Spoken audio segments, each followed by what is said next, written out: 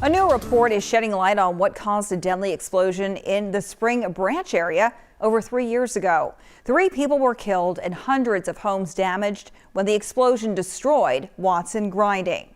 Zach Tawatari spoke with a nearby business owner who was impacted and has more on what the investigation revealed. Cheryl, according to the U.S. Chemical Safety and Hazard Investigation Board, who released that report, the deadly blast was preventable.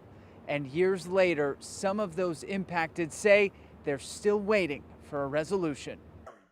Just down the street. Well, it's been a struggle. I'm no kid. I'm 76. From where his old shop used to be. So I'm trying to rebuild this business back up to where it was. Houston Corvette restorer Gordon Andrews. This is a nice little 64. This is a beautiful 62. Is finally back to firing on all cylinders.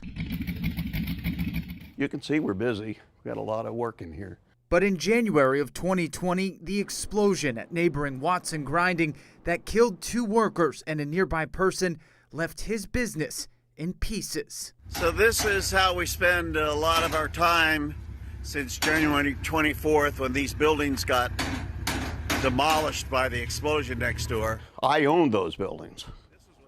They were completely destroyed. So I had 15 cars that were damaged in there. The damages, says Andrews, were expensive. It's well over $1 million that I've lost. On Thursday, the U.S. Chemical Safety Board released its final report, saying the explosion was preventable. The investigation found the explosion was caused by the release of a flammable vapor that came from a degraded and poorly crimped hose. The gas filled the building overnight and likely ignited when an employee came into the warehouse and turned on a light. We were very, very, very lucky. It could have been so much worse.